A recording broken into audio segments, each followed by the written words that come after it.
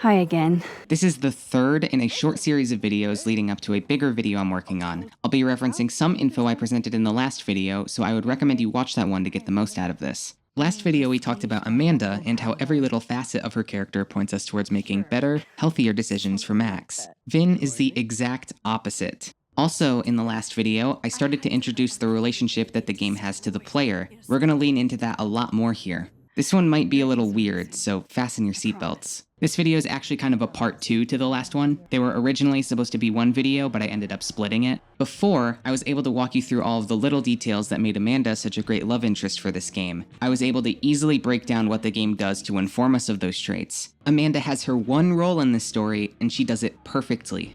You're the best. Seriously. No. I know. Vinh is a much wilder beast. Get it? Boo! I can't do the same thing for him. Trust me, I tried. I also want to preface this all by saying I'm heavily biased. I'm a massive lesbian and I'm asexual. This could not appeal to me less. But more importantly, this is going to hit a point where people might stop agreeing with my perspective. Before this, I was doing more concrete analysis, but we're going to start getting into some highly subjective interpretation. I think I adequately support my conclusions, but if anyone has different interpretations, feel free to send them my way. I'd love to hear them. Anyway, Vinh is...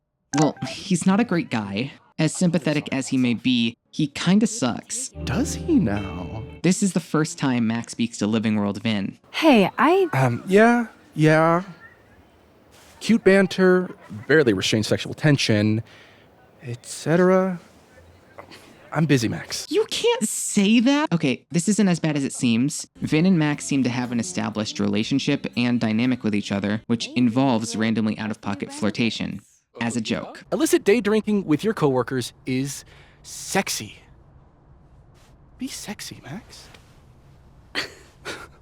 Vinh is like this with everyone, except his boss, I'd wager. But yeah, everyone. Do you talk like this to everyone who comes near Yasmin's office? I've never met a pissed off board member I can't defang with a little eyebrow action. I mentioned Vinh's clothing in the last video, but to emphasize the point, let me direct your attention to how he's presented specifically in this scene. His blazer's buttoned up, he's in a big coat, trying to look all cool and mysterious. This is an obvious representation of his false self, which he's showing us through his over-the-top piece of shit energy. That's whiskey? Yes, but damn, do I have so much to teach you. So your place or mine? Fucking terrifying! Before Safi died, this is how Vinh pretty much always was. Max is used to it, and that's why she's mostly unfazed. This isn't about Safi, Max. This is about you and me. Right. She finds it kind of funny. Double entendres can't be his whole personality, right? Max seems to see him for what he is, and so his faux confidence turns into something almost pathetic and cute. Vinh is one of those yappy little purse dogs who swears he's a pit.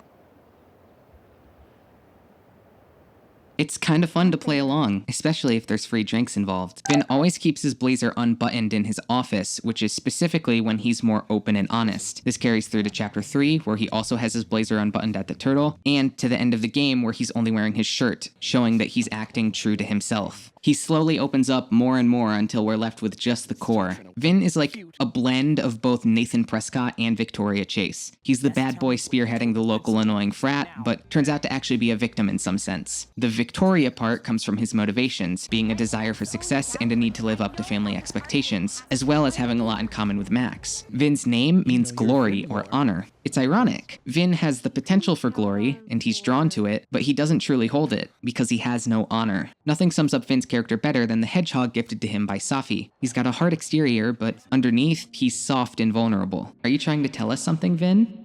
Only that I contain multitudes, Caulfield. Aw, poor little guy. What happened to you? Please, don't touch that. It was a gift.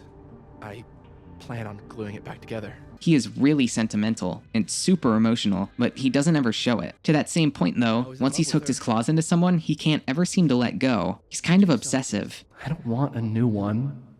I want the one you gave me. When we first meet Vinh, he seems completely unbothered by Safi's death, but he's just putting up a front. Look at one of the first things he says. I keep telling her to send all comms through me, but sometimes she goes rogue. This initially comes off as him just being an ass, but what does he do just after this? He offers Max a task. Again, he seems like a dick, but he's actually, in some way, helping Max. Or if you're dying for stimulation. Does your beneficence know no bounds? One of Max's coping strategies involves trying to be helpful to everyone around her, and otherwise just general busy work. To be fair, in order to do that, she has to stop being avoidant, but when she's out there, she's a real workaholic, which is effectively a different form of avoidance, but what can you do? That Protestant work ethic's a killer. Maybe Vin didn't want to leave his desk for the same reason. Even just walking down the hall to get a package would mean thoughts seeping through the cracks. As the game continues, Vin quickly unravels in the dead world. Every time we talk to him, it's like a new layer being peeled back. You're usually very quid pro quo. Nothing's free. At least, not if you're smart. Sharing is caring. Help yourself. He's jaded. He starts looking into finding new acting gigs, he's relying on alcohol and hookups, and he is fucking miserable. Vin reads his tarot in both timelines. Both poles reflect his arc. There's plenty of ways to interpret these, but primarily, the Magician is Vin's potential, the Nine of Wands is showing a test of character, the Tower is the storm or self-destruction, but more broadly coming change, and the Queen of Swords is either Max or Safi, depending on how you view it, and your choices, the Wheel of Fortune. In a romance route, Vin reads the Queen of Swords as Max, almost fell from the tower, but was saved by the Queen of Swords. Now I just hope she wants me around. Dude, she kissed you once when you were both drunk. What the fuck? Without that, it could still be Max being his vehicle for change, or his fixation on Safi, and the fact that she brings the storm that causes the change. Considering how the Queen of Swords appears in the living world, this has seemingly no romantic implications, as Vin and Max's relationship is completely contained within the dead world. The Queen of Swords could also represent Yasmin being the one keeping Vin tied down, or it could represent Vin's need to be more wise and emotionally available. The Hermit on his desk in Chapter 3 is signifying Vin's introspection, which he's wrapped up in throughout the chapter. When Max takes a photo here, she asks if he can read her mind, which you can also read both of these polls for Max, but I'm not going to do that, because it's not important right now. Max and Vin share a lot of common ground, and they tread on it together in this scene. It's one of the only times Max shows any hint of her past to others. She still doesn't really open up, but it's there. What did you do when you weren't drinking on the train tracks? Took pictures mostly. I like you, Max Caulfield. You feel haunted. What? Don't worry, it's good. Haunted people are interesting. Maybe on TV. In real life, haunted people have to live inside their haunted brains. Yeah, they do. Max and Vin are consumed by guilt primarily, and that's why they close themselves off, but their similarity raises a bridge between them. That relatability is what drives their romance, but ultimately, I think they're better off as friends. The game seems to agree. You'll see. Something I noticed from this scene is how these two are sitting. Remember with Amanda, the game would consistently frame them from the side, facing each other directly. Vin and Max are usually only turned towards each other, forming an angle. Two perpendicular lines that meet at a given point, going different ways but converging. You get it. In Chapter 3, when you're at the turtle, Vin says one of the most important lines in the entire game. The camera pulls back to really emphasize it. Does the past version of you ever feel like, I don't know, an alien? Max refuses to engage with the question. Even if you pick I get it, she just sympathizes with his situation and doesn't explicitly relate to him. It's just like with Amanda, she's avoiding the problem. Both times Max drinks with Vin, she ends it by saying, I actually really needed that. Thanks. I needed this, so. Thank you. But if you kiss Vin, instead she goes, Thanks, Vin. Oh. I really... just thanks. the subtext meters are off the charts. Something suspicious is going on here. And it's not what either of us needs. At least, not right now. Ignoring that, notice the way that these scenes revolve around drinking. When Amanda offers Max a date in Chapter 3, she specifically says, You need more than a drink. Amanda is virtue, Vin is vice. The fucking wolves again! Amanda is the angel on your shoulder, and Vin is the devil. Not on your shoulder, he's just the devil. That's funny, coming from somebody who keeps tripping and falling into bed with the spawn of evil. If you chose date thing with Amanda, the game makes sure you're aware that Max actually agrees with what Amanda told her after Safi died, even if you initially protested. And the game tells you that Vin doesn't. And I guess Amanda didn't feel like I could hack it. Oh. That's kind of whack. She's probably right. Principals can be hot. They're really making sure you understand the difference. We'll come back to this. A little detail I like about the two romance scenes is that Vin's is Smash or Pass, and Amanda's has the song Fuck, Marry, Kill, and culminates with a kiss dare. It's a clear pattern of classic party games. I dare you to kiss me. What? I double dare you. Kiss me now. This is smash or pass, not have a healthy, long-term relationship and 2.5 kids or pass. I'm not asking if you want to marry them, just... This whole section is framed around Chloe in the past, so it would make sense that Vin fits in somehow. If Amanda is Chloe, the obvious choice is Warren, right? Vin isn't really anything like Warren though, is he? What I rather picked up on was a connection, oddly, to Rachel Amber. Yes, I am going to say her full name every time. Are you crazy? Safi was obsessed with you. She would talk about you all the time. I was always jealous. Which reminded me of the running idea in the first game of Max being jealous that Chloe cares so much about Rachel Amber. I thought Chloe might put up a pic of me instead. Can't compete with Rachel. Nowhere is this further emphasized than in episode 3, where Max dresses up like Rachel Amber, and throughout the rest of the episode, she's compared to her. Despite all of the comparisons, nobody thinks Max is like her. Max doesn't think so either. Because she isn't. Max is playing a role she doesn't belong in. She's your size. Explaining how this makes sense in the first game is like a whole can of worms, so please forgive me for not elaborating on it right now, just take my word for it. This video is already too long. Vin is not like Rachel Amber. Okay, well, they are both actors. Whatever, just ignore it. He's like Max, playing a role he doesn't belong in. This connection emphasizes that while Vin and Max may be similar, they are not the same. Just like Max to Rachel Amber, they're perpendicular.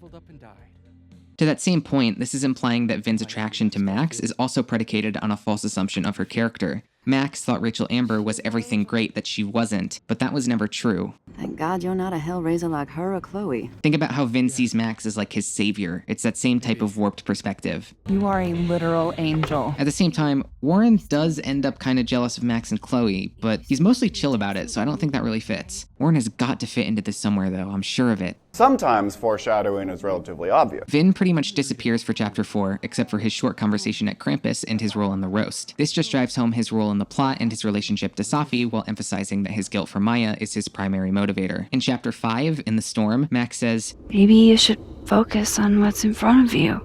Max's point here is to live in the present and not the past, a lesson she learned from Moses in the rest of the game. What if the best way to fix things isn't changing your past, but rather changing your present? A romanced Vin takes that as being about her, or otherwise about Reggie if Max didn't kiss him. And the way it informs Vin's behavior after the storm makes it even more confusing. Vin seems like he habitually relies and focuses on others, even after everything. He's thinking about the Queen of Swords when he should be looking at the Hermit. You're the one who's been texting me for days. Well, you're the only person who was there. Who else am I going to text? Max was there. Max has stuff. I didn't want to bother her. I'm sorry for texting you like 900 times. I just didn't know who else to talk to. Honestly, you might want to try therapy. Therapy! My dad will love that. Note that Max gives him the same exact advice regardless of if you're romancing him. The only thing that changes is his reaction. Because Max kissed Vin, Reggie is now done with him, and Vin is not motivated to move forward with the Abraxas election. If Reggie's there, they rely on each other to cope with the storm, but without him, Vin is just alone and exhausted. When Max first texts Vin about meeting at the Turtle, she says, "If you want to talk." Oof, not looking good, bud. At the Turtle, Vin and Max hug. Max suggests he distracts himself, not with her. Maybe get really into video games for a while? Or relates to him about the isolation of trauma. She does this completely straight. Don't worry.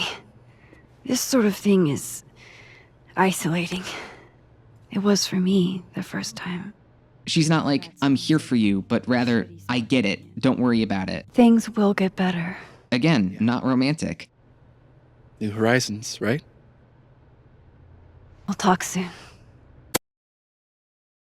What do you mean, we'll talk soon? At this point, they've already made out, and Max would have said, Maybe you should focus on what's in front of you. and Vinh would have responded to that. Their relationship should already have an understood reciprocation. What is there to talk about? Assuming that's what Max meant when she said that, at least. But it's unclear what she meant. It's ambiguous. It's really starting to seem like this is a big misunderstanding. So we got our normal subtext. Normal subtext is here's the overt meaning up top, but then here's the real meaning under the surface. And this double subtext phenomenon is here's the overt meaning up top, and then here's how character A sees that, and then here's how character B sees that. Character A thinks it's an attempt at peace, character B feels like it's an attack or whatever. So you got two plausible, conflicting implications behind each line. This romance also lacks the distinct mistake factor of Amanda's, which explains why that one ends the way it does. The proper resolution of the established dynamic here would be for Max to make her feelings explicit. It's been hot and cold for the whole game, so now... New Horizons, right? Yeah.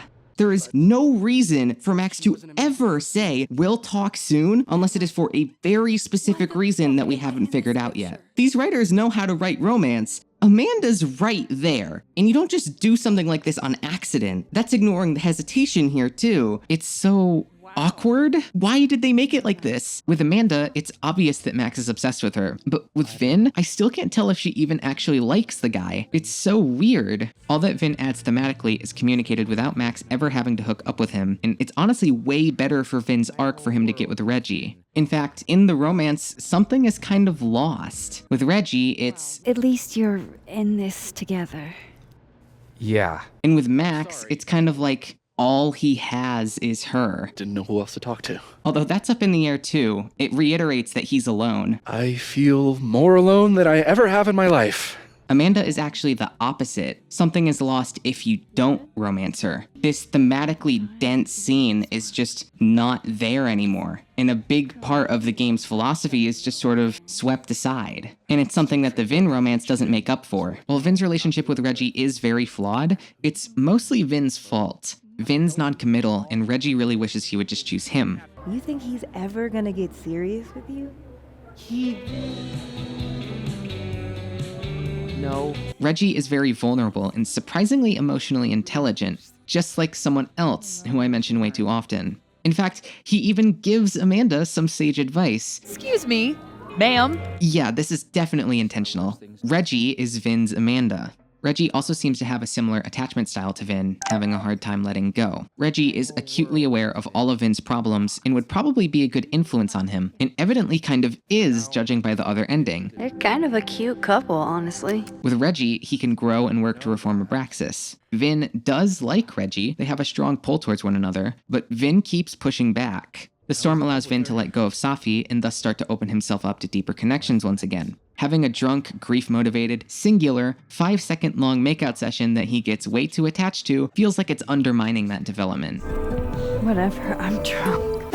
So then we had sex. What? Why? I don't know. I was lonely. She was there. Why does anyone have sex with anyone? Intimacy, affection, a deep need to connect to the world at large. The same reasons 3 million people subscribe to the LA Gazette. What? Vinh's relationship to Max by the end of the game reeks of dependency. Let me reiterate, she did not save you, dude. I didn't really do anything, I just took pictures. It's not only worse for Vinh, it's worse for Max. Vinh and Max are similar, sure, but that's about it. Reggie compliments Vinh and would challenge him to improve. Why is it like this? I'm starting to think there's no law of physics that could keep these two apart.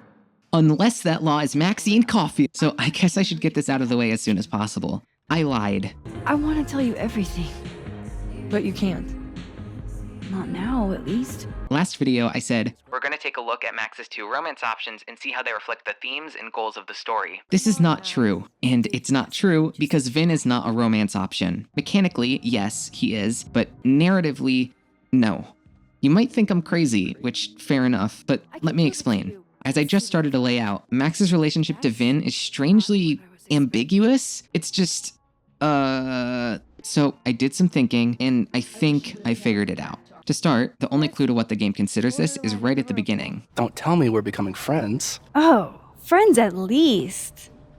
Maybe with a few benefits. He's my friend! This would be extremely friendly. Hold up.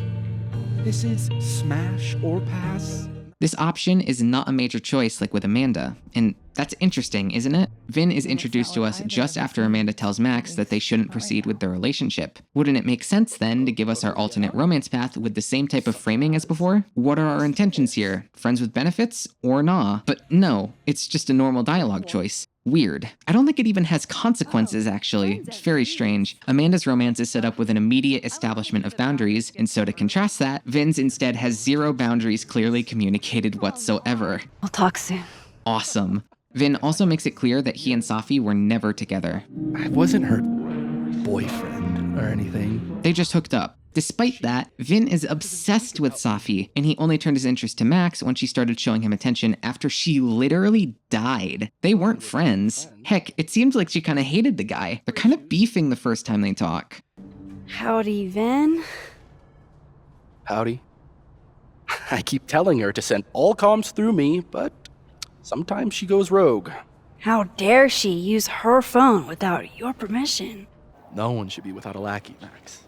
And yet, I've made it this far somehow. You can actually pinpoint the exact moment she catches his eye. Right here. You get a similar standoffish energy in Chapter 4 too with Living Vinh. I didn't agree to help you. I know. You're doing this for Safi.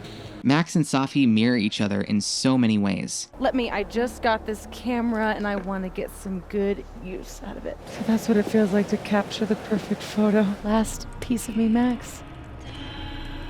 It's in you. Don't think about it. Vinh is attracted to Max because of that similarity. Think of why Max is attracted to Amanda. It's the same thing, but a bit darker. The game specifically uses the word smitten to describe Vinh's feelings after the kiss, which implies that this is a matter of infatuation rather than love. What this tells me, at least, is that Vinh is simply taking his obsession and shifting its target. Not on purpose, it's definitely like a subconscious thing, but that's effectively what this is. It's kind of like Chloe having Max fill a Rachel Amber-shaped hole, or in this game, having Victoria fill a Max-shaped hole. Maybe Vinh is kind of like Chloe. All of my problems don't magically disappear. They're just replaced by a more immediate and brutal one.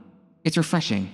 If Vinh is supposed to be our alternative romance path, why is it constructed like this? Why is it so thoroughly unromantic? We're gonna try and figure out why this is, and it's gonna be a wild ride. Speaking of wild, that's what this segue is. Let's take a trip back to Arcadia Bay. In the first game, there's only 2 men Max can show anything towards. Shit, man.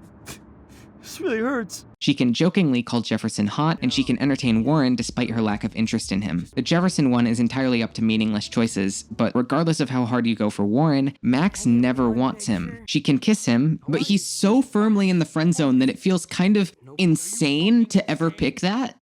Wait, what? Max sees Warren only as a friend, and likes him like a brother. He was there for her when she first came back to Arcadia Bay. She relates to him and values him, but does not want him romantically. Man, that guy is so fucking in love with you. I know. I'm past responding to Warren's texts, too. The game leans a lot more on Max and Chloe's relationship, which feels pretty conclusively real in comparison. This is in some sense just a consequence of how the game is constructed, but the effect it has on Max's character is interesting to say the least. Like, the love triangle between Chloe, Max, and Warren made sense in a coming-of-age story, but it's just ridiculous when your relationship with Chloe is tearing apart the fabric of reality, and Warren is just a dude. Max, throughout the whole game, shows an utter lack of interest in men, even actual repulsion. Girls, of course. Girls? Ooh la la. If I could rewind back to the 1940s, I'd get in serious trouble. Don't even think I'm gonna make a move on you. Ew. I don't want any Blackwell bros over me. She says, There's a couple cute guys there, but they'd probably think I'm a total nerd. It could be compat. Max still shows an aversion to heterosexuality and is put off by masculinity. Victoria is about as straight as me. So, to me, it feels like the only reason you can kiss Warren is to have that choice. Choices are not always things Max would do. Sometimes they're just what she could. With a choice like kissing Warren, it's just like, yeah, Max doesn't really want to do that, but we can make it work. I'm gonna make the right choices from now on. This gets especially confusing as you're given opportunities to accept Warren's date. This happens, and you can leave him a flirty joke while Max hopes he doesn't take it that way. I hope Warren doesn't take this the wrong way. But he's my friend. Decisions. Why would she do that? And then he does, because obviously, Warren even has someone else for when Max doesn't want him. I hope Max isn't pissed that Warren asked me to the drive-in. I was distracted by Warren asking me out to the drive-in. I have to see what time I'm going to the drive-in with Warren. It really feels like they don't want you to date him. That's all less true for double exposure, but it's still there. Max's thoughts are pretty much strictly gay. I'd like to meet the artist. Especially if this is a self-portrait. Even within Vin's romance. These are like the only exceptions in the whole game, but it's something at least. Also, I'm not saying Max is definitely not bisexual or whatever, but it's certainly not 50-50. I mean, just look at her. We call that empirical evidence. Max has some chemistry with Vin, but honestly, up until you literally kiss him, it kinda just feels like a bit the entire time. Maybe with a few benefits. Oh yeah? Such as? Such as fetching packages from down the hall. And I mean, compare Max's banter with Amanda to her banter with Vin. Does true love's first kiss break the spell? I don't know. I didn't think the joke that far ahead. It's about you and me. Right. Come on.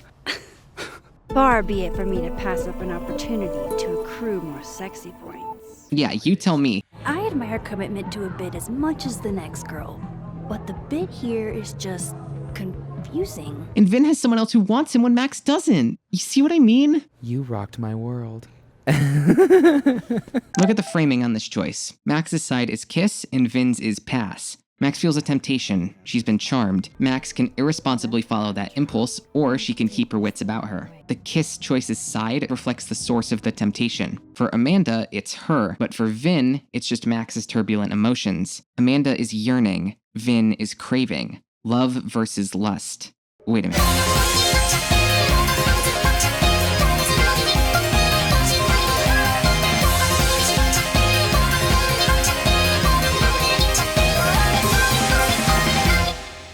Sorry, I blacked out for a second.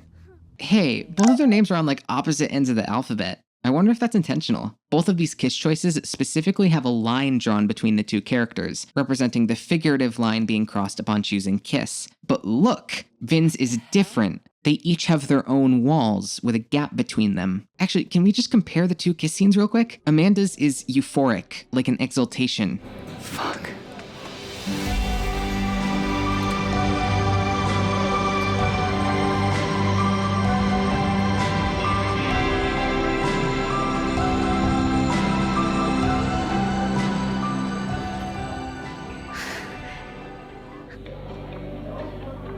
Once you get off.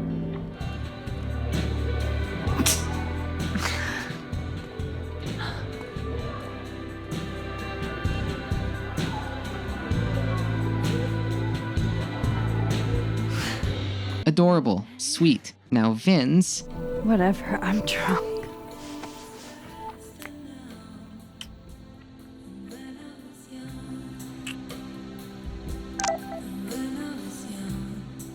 Whoa. Oh, damn.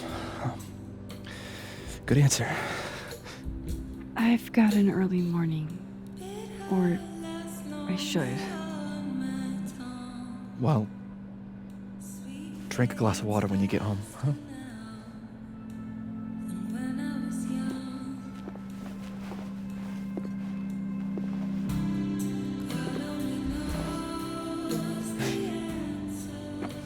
Take it easy, Max. It's claustrophobic, uncomfortable, and super emotionally conflicting. It makes me feel trapped. No musical swell, just plain old kissing. It's a whopping 10 seconds shorter. Max freezes up and immediately leaves with no interest in escalating. And then look at her face. When I saw that for the first time, my jaw actually dropped. Oh my God. She turns around looking like this. Straight people in the audience, please give me a positive explanation for this. I seriously can't wrap my head around it. This case has been abnormal from the beginning.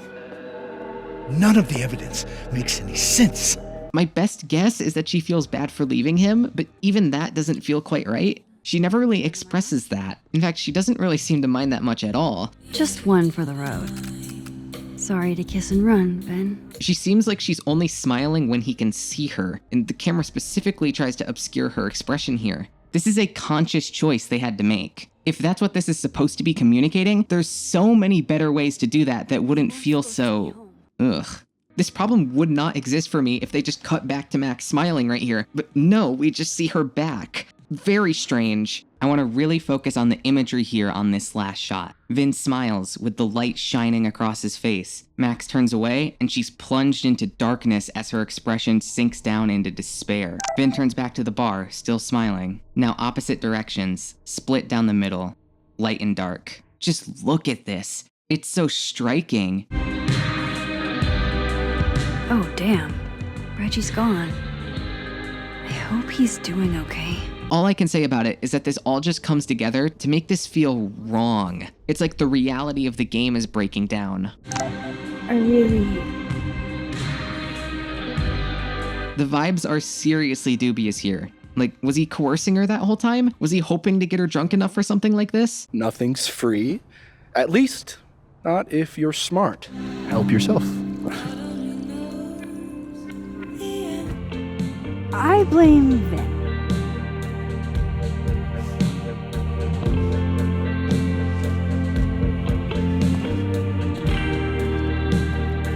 He does pour her drink for her right before this. Maybe Amanda isn't just a little jealous right here. Maybe she's sussing him out.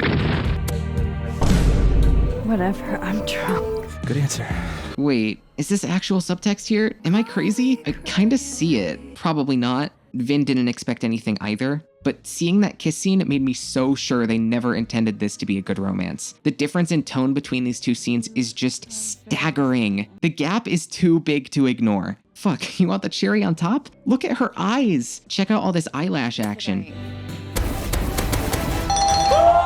This is what I'm talking about. Even if I am just reading into things too much, the contrast here is undeniable. I noticed that Max is seemingly more drunk if she kisses Vin. Don't take this the wrong way. Hang in there, Vin. And Vin's liver. Adding this to my sad guy drinks alone series. Don't think about the logistics of it, just think about how that changes the framing here. It emphasizes that this only happened circumstantially. Whatever, I'm drunk. I should also add that Max is specifically drinking whiskey with Vin, despite her disliking it. Cosmopolitan for Max. Vodka shot for Safi. Very on brand in both cases. You know me. If it's not cloyingly sweet, I can't drink it. Drink? Yuck. She visibly winces every time she takes a sip. You similarly get a choice with Amanda if you'd like something strong or something sweet. This choice is shown on the end screen. Why? Think of it as a metaphor. You'll get what I mean in a bit. I thought it was particularly strange the way the camera lingers on Max's floating hand. This might be a weird tangent, but... Hey, Amanda. I have kind of a weird question. Why do you stand like that? Amanda has this iconic pose that she does constantly. Of course, initially this seems to just be a little character quirk, but with the way the game kind of draws attention to it, like even Safi does it, I can't help but think there might be something to uncover there. She puts her left hand on her hip, crosses her right hand over, and places it on the other. That's all that really matters. She puts her right and left hands together. This pulled my attention to Amanda's kiss, as all things do, of course, where Amanda pulls Max in with her left hand, then Max holds onto Amanda's shoulder with her left hand, and then Amanda holds onto her with her right hand. Similarly, Max grabs onto Vin with her left hand, he holds her shoulder with his left hand, and that's it. Okay, that's a little suspicious. What's going on? Well, Max and Safi both use their powers with their right hands. If powers are linked to the right hand, that implies a link between what powers represent and that hand. Powers are all about oneself. They're manifestations of powerful desires and torments. With Max, it's to change the past or change the present.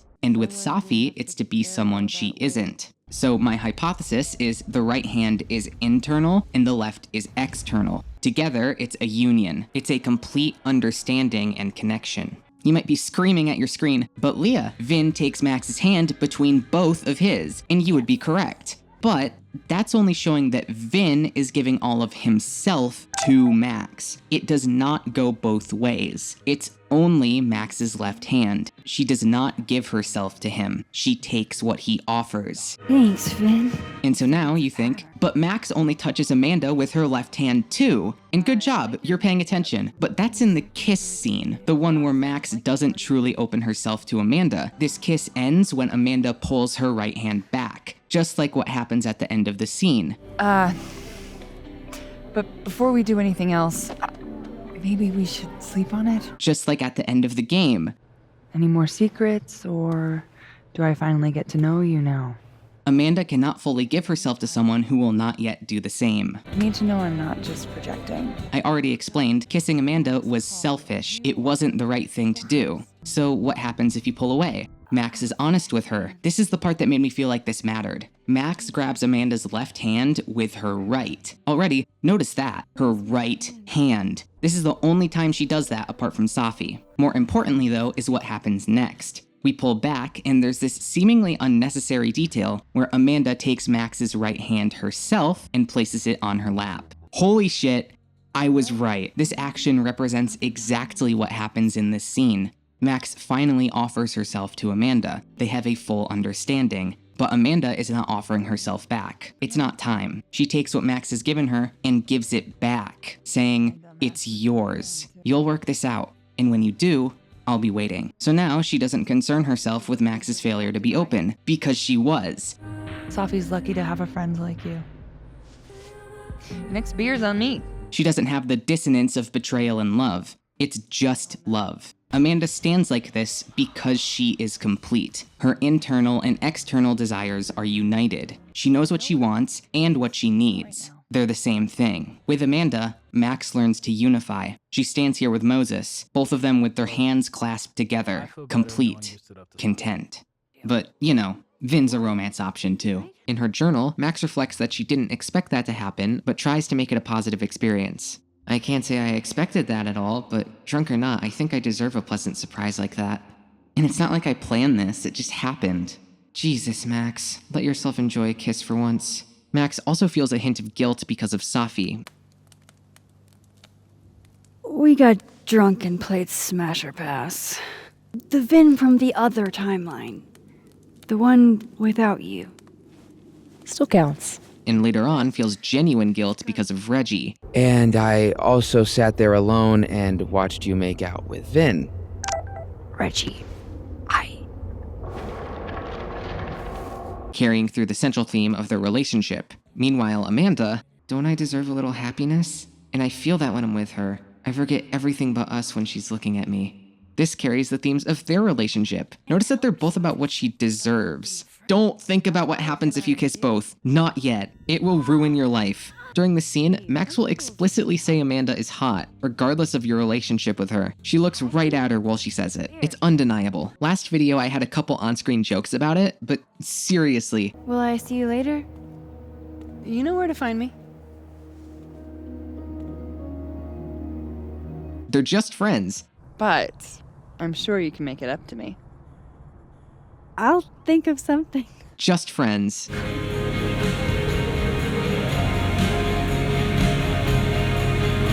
Great friends. We're just friends. Yeah, right. I do unironically believe that this is at least somewhat intentional. People talk about the game feeling like it's trying to make you reconsider your romance options, but in reality, I think it's a lot more complicated than that. We're gonna start bordering on total crack theory territory, but stay with me. If Max is the sun and Amanda is the moon, Vinh is a black hole. This is the Vinh event horizon. I talked before about correct choices in the relationship the player has to the game. This is where we really dive into that. This is the worst kept secret in double exposure analysis history. The game is meta. The central evidence for this comes from the main plot itself. Everything that Max goes through is the consequence of a decision made by a different version of herself. When Max reaches the point when she has to make that same decision, for the only time in the game, she refuses to make it. She denies the player's agency. We can relate this to what happens to Safi. Yasmin makes choices for her, and multiple other characters. The only time in my entire life that you weren't controlling me was when I wasn't even me! This isn't you, Safi.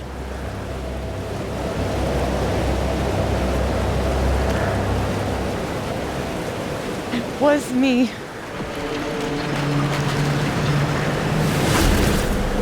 Sophia! This gun was the only choice I've ever really had.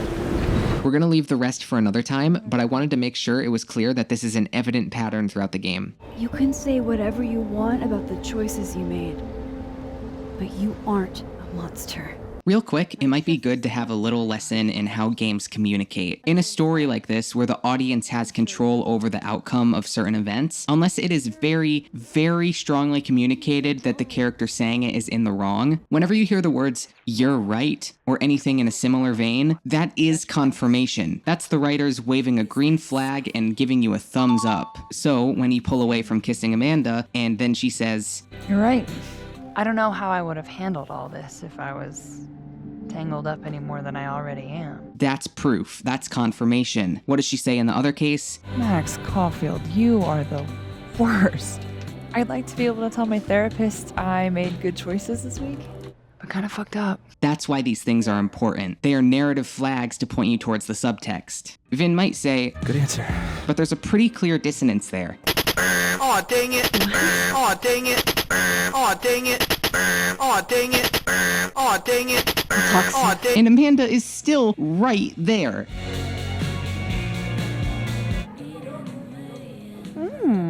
Don't do anything I wouldn't do. Oh, you mean like talking to someone who has an obvious crush on me? Vin might think it's a good answer, but Max isn't so sure. When she looks upset after pulling away from Amanda, that's a very different feeling. You're right. Even though I wish you weren't.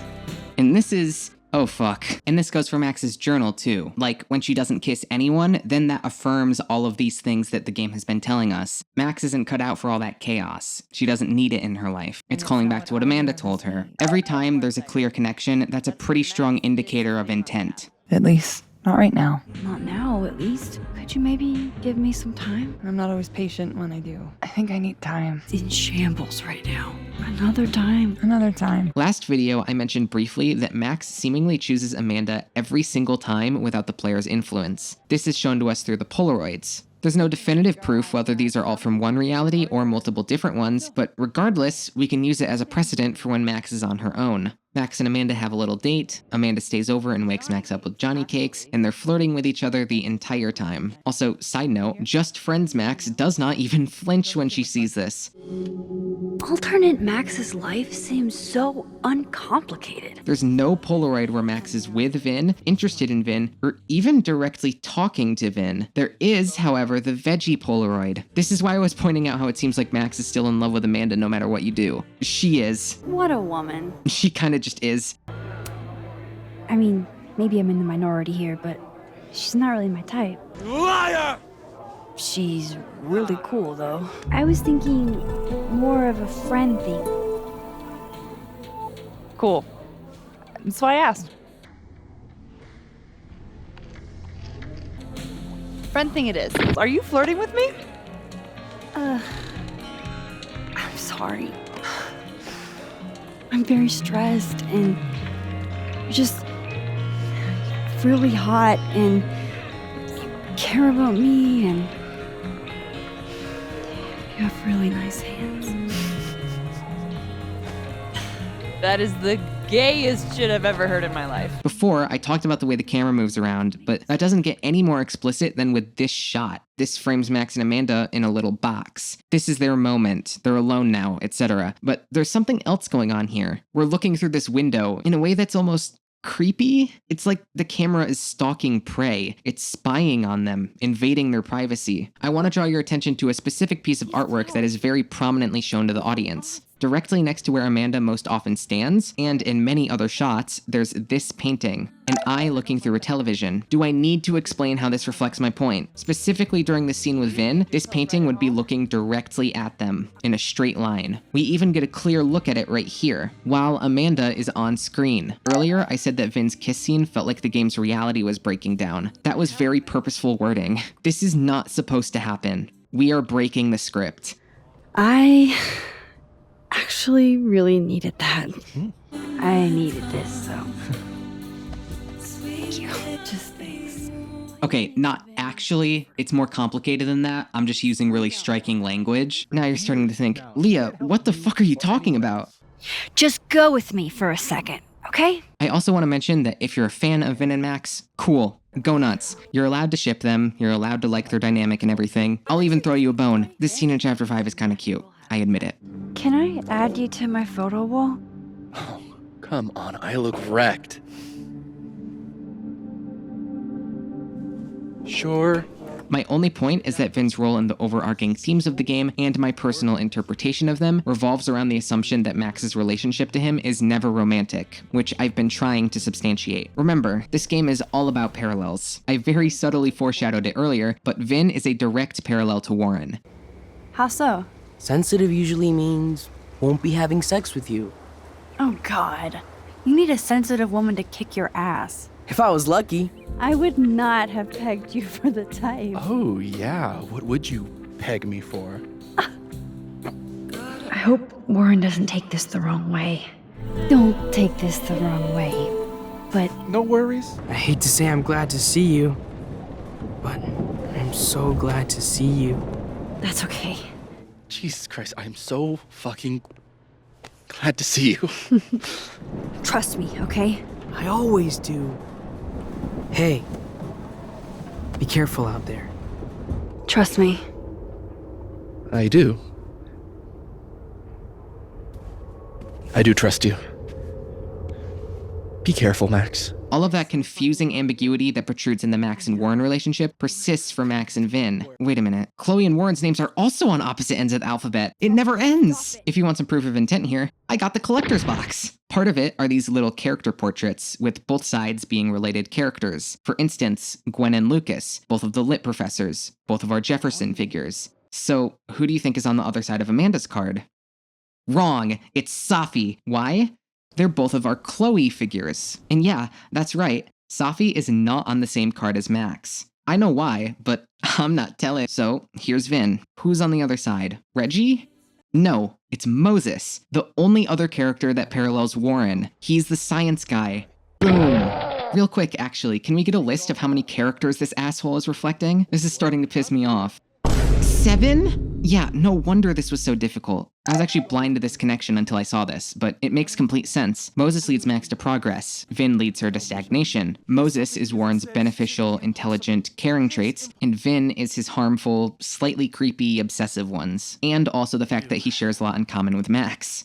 Vin is exercising the ultimate gambit. Everything is a joke until it isn't. Max jokes back with him with no intent of doing anything, but then the player can step in and make it happen anyway. I think this is the actual intent for Vin's romance. It exists as a temptation for the player to falter to. For a literal sign of this, we can look directly past Vin in this scene. In the middle of the turtle, there's a wet floor sign. Max looks at it and comments, That's what I really need to cap off my night. Falling on my ass. The game is literally warning you, do not fuck this up. Don't slip. We were sad and drinking, and he's... Like an avalanche. Yes. Tell me about it. I know it's kind of a stretch, but like, it fits a little too well, right? Max is getting caught in the avalanche. We're there to pull her out. Interesting thing about that simile, that implies that Vin is dragging Max down with him, which, yeah, that fits. Another thing is the look prompt Max has after the kiss. She says, Vin is a pretty good kisser. Vin, what did you do? First thing is we can compare that to what Max says about Amanda. She's just so...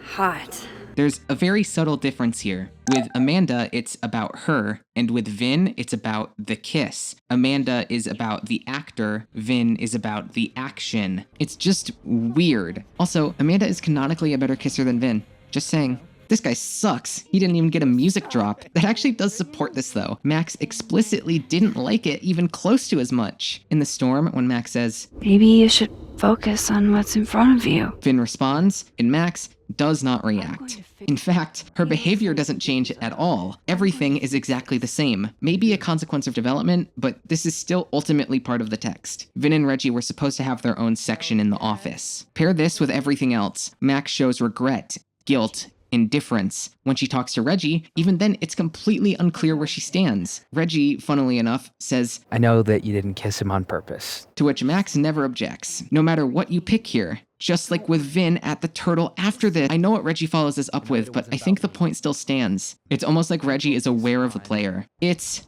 weird. Vin's romance has some serious Team Jacob energy. It's honestly a death by 1,000 cuts. If it was just like a couple of these things, I'd be more on board, but all of these things put together? Now that's odd. Nah, dude, this isn't real. You know, this one shot basically summarizes half my points. Max stares longingly at Amanda, even if you're just friends, and Vin creeps in at a 90-degree angle in the background with this stupid grin on his face. Like, fuck off, dude. The ultimate thing for me with Vin's romance is that it has major consequences. It's not a mistake that needs to be worked past like with Amanda. The course of Reggie and Vin's lives are completely changed by this choice. I wish he'd come to the snapping turtle. I hope he isn't skipping it because of me. Vin is so much more miserable if you kiss him. God, Vin looks tired. Reggie claims he's over him, but he's evidently not. The choices screen proves it. So fucking over him. Like I haven't heard that one before. It made me feel guilty. I know there's so many hoops to jump through, but I was looking for an explanation to why this path made me feel like this, and this is all I could get. This is the only way I know how to explain it. Just like how you're not supposed to kiss Amanda, you are not supposed to kiss Vin. Like, seriously this time, don't fucking do it. You are the Wheel of Fortune. It's all your fault. Should we talk about it now? I think we should talk about it now. If you kiss both Amanda and Vin, reality is completely shattered. Max writes this absolutely insane journal entry, completely out of character and directly contradicting herself. When Max is dating Amanda, kisses Vin, and then speaks to her, she thinks, oh shit. I'm still messing up.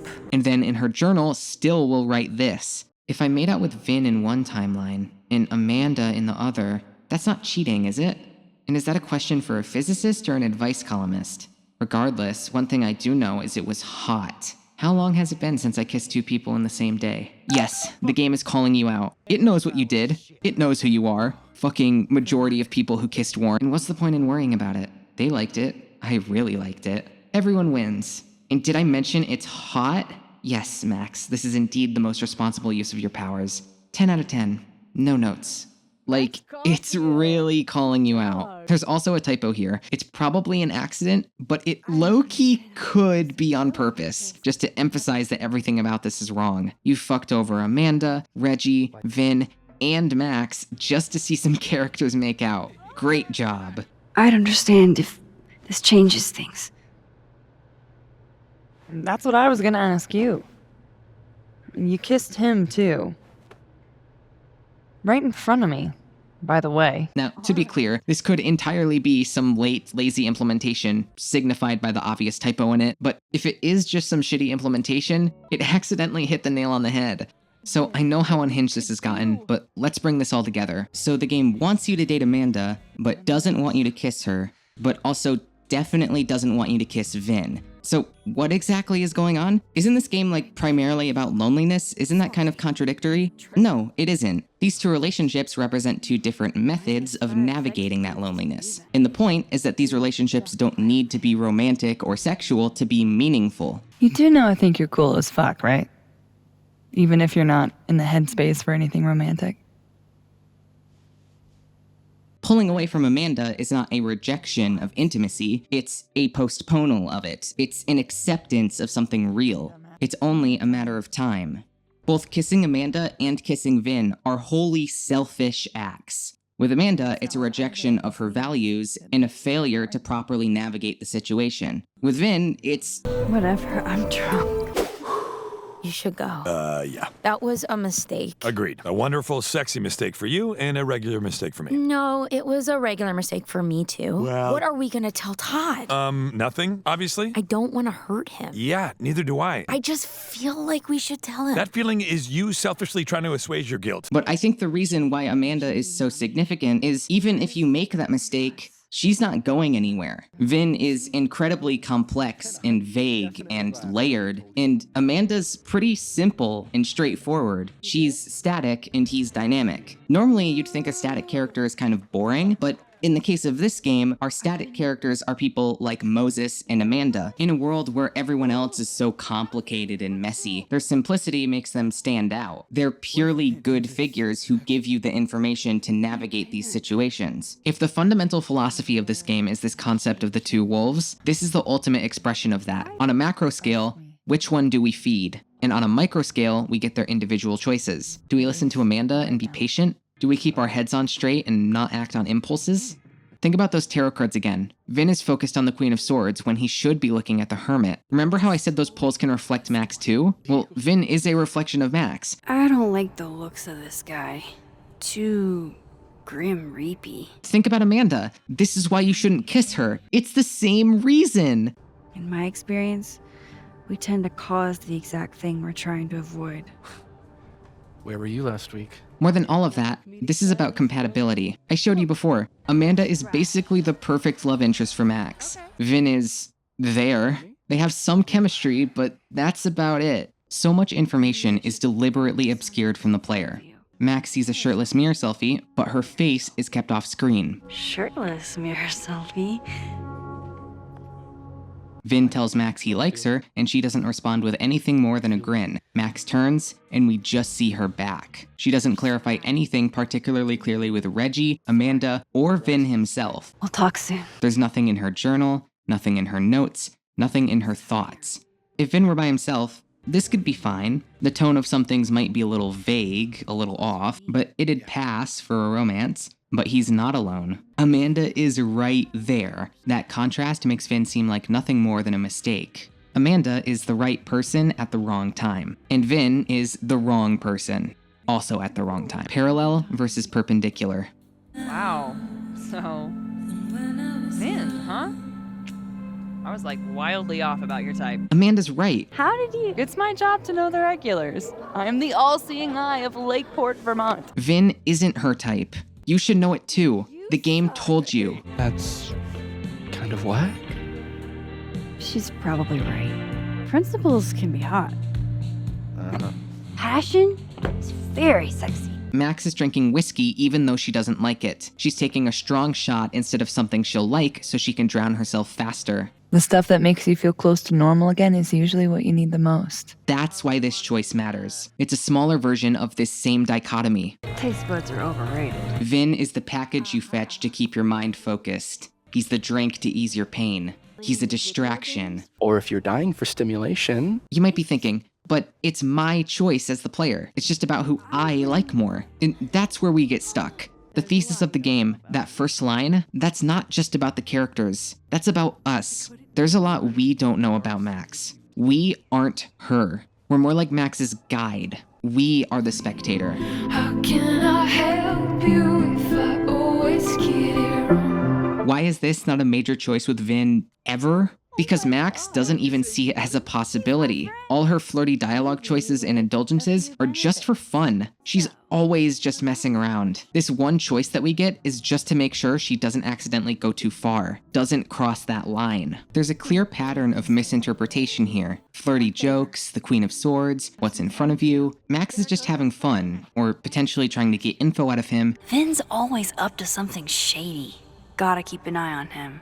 And mixed in with the link between Max and Safi, it seems like Vin is just taking everything the wrong way, looking for what he wants to hear. I guess I could reveal one of the other secrets I know. Cosmopolitan for Max, vodka shot for Safi, very on brand in both cases. You know she was flirting with you, right? What? Half of Lakeport doesn't have what you have. A Safi. I can help you navigate the complicated waters of love. First step, talk to her. About what? What do normal people even talk about? I just got this camera and I want to get some good use out of it. One favor. Delivered on demand. You're full of surprises. How could Vin mix me up with Safi? This isn't about Safi, Max. This is about you and me. Right. I don't know what I can do. Are you kidding? She's obsessed with you. I'm a little jealous, actually. Safi was obsessed with you. She would talk about you all the time. I was always jealous. Of course. Duh. That's why you're so confident. Last piece of me, Max. It's in you. Vin sees Safi, not Max. Max seemingly never intended and never seriously wanted to kiss Vin. At most, she finds him a little hot and can get swept up in his charisma, especially with the help of alcohol. And it seems like she only really seeks him out in Chapter 3 because she really doesn't want to be alone. I don't want to be alone, but I'm not sure there's anyone else to talk to. Fuck. Didn't know who else to talk to. The player can misinterpret her behavior and lead her down a path she isn't meant to be on. Here, at Max's nadir, her lowest point, her rock bottom, we hit this point where the lines converge and can send them where they were never heading. We can even instill cognitive dissonance upon Max with our choices. To pick Vin is to feed the bad wolf, to choose destruction, to choose vice, to choose lust. Let that piece of Safi win. Take over. That's why there can be this dissonance in Max's choices, why they sometimes don't seem like something she'd do. She's not the one doing them. Max has assimilated some of Safi into herself. Just as Safi becomes the people around her become her too. That piece of Safi is what drives Max to be reckless, to be selfish, to be destructive. I think Safi would understand, wouldn't she? And once that piece is gone, she just feels regret and guilt. I can just stop using my powers. It started with Safi. Maybe if we can figure out why she died, and maybe we can prevent all of this. That's what I've been trying to do. The whole day I've been talking to people and spying on them and taking their stuff. Hey. Gwen. Gotta go talk to Gwen. But I'm here now. I'm here. I'm alright. The game presents you with choices in order to steer Max down the right path, to help you find what that right path is. If Amanda is Max's test, Vin is yours. Max didn't want this. Max didn't need this. Max didn't deserve this. It's good to see you kick back a little. You deserve it. Thanks, Amanda. What she deserves is happiness, something that Amanda gives her in abundance. Vin gives her pleasure. There's a difference. This is the most interesting part of the game to me. There are correct choices, but the game lets you make mistakes. It wants you to make some. And no, this isn't just because of my Amanda bias. Back in Chapter 1, we have this choice of what Max would do if the world was about to end. One of these choices, the choice of watching a movie, is echoed shortly after with Amanda. At the end of the game, this choice comes back. If Max chooses this again, she cannot proceed. Both of the choices are available from the beginning. Max has both of these ideas. You can choose the better one first. But if you don't, then the game will teach you the right one. Sloth is not an option. She has to take action. She has to take a picture. This is the one thing that brightened your mood today.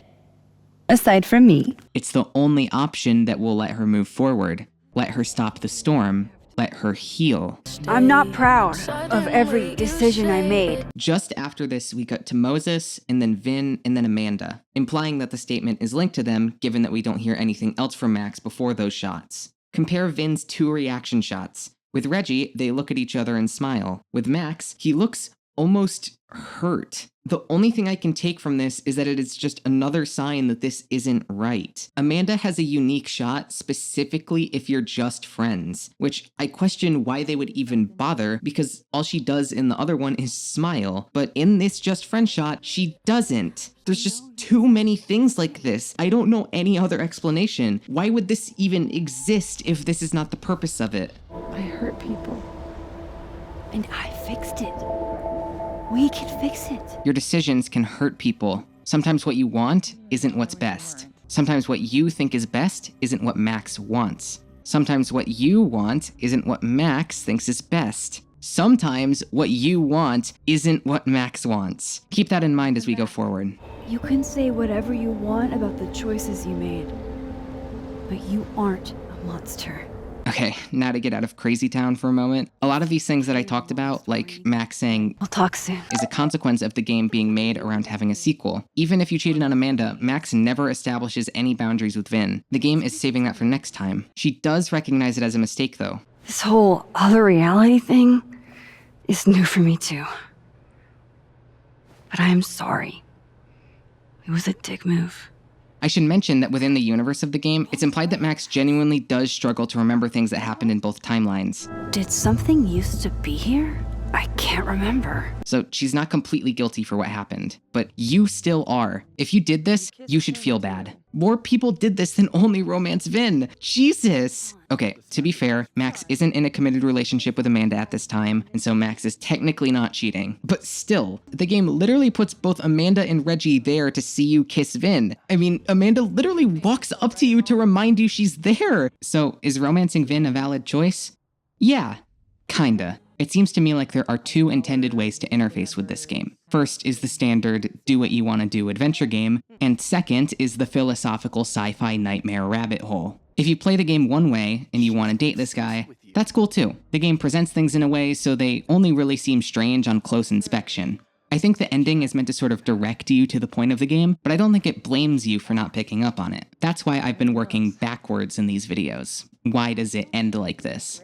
This game doesn't have multiple endings, but it has different outcomes for important characters. It's one result with a bunch of tiny modifiers. These outcomes are determined via the other choices you make. If you got it quote-unquote wrong, then the character quote-unquote leaves. If you got it right, they'll stay. An exception to that might be Yasmin, I'm not certain. I haven't looked that deep into her yet. What it's ultimately trying to say is that even in these imperfect outcomes, there can be a form of satisfaction. If Gwen leaves, she gets no closure, but she gets to travel around with her wife. It's a recession of character, but she's chillin'. If she does stay though, she grows, she changes, she improves. I failed Safi.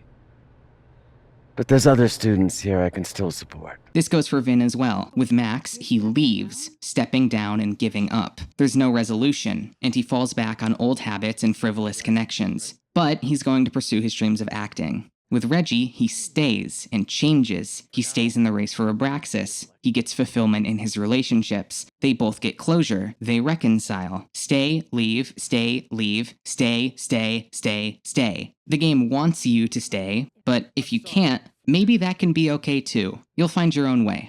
Eventually. Unless you're Safi. I don't know how much of what I've talked about is accurate, or if any of it is even intentional, but I worry that with a sequel up in the air, either there will never be answers, or if I was right, it'll be lost by a sequel that doesn't fully understand this game. Ideally, the sequel would involve Max working through the problems created in this game. For Vin, if they want to allow you to continue to pursue him, it would need to address the imbalance here. And Vin would absolutely need to reassess the way he forms attachments. Currently, he's pretty clearly stuck in limerence, and Max does not care nearly as much about him as he cares about her. It could happen off screen, to be fair, but I think that would be super fucking boring. Even still, I have a hard time ever seeing his romance being truly equivalent to Amanda's, but I am biased. And to any and all artists who may be watching this, please draw more Amanda fan art. Draw her with Max or by herself. I don't care. Give it to me. All right. Clearly, I'm not the only artist on this campus with Amanda on the brain. Anyway, this is my current interpretation. It's subject to change. If you have any other answers, please tell me. I need them. If you like Vin, sorry if I just ruined it for you. And please don't get mad at me. More videos to come. Like, subscribe, whatever. Thanks for watching.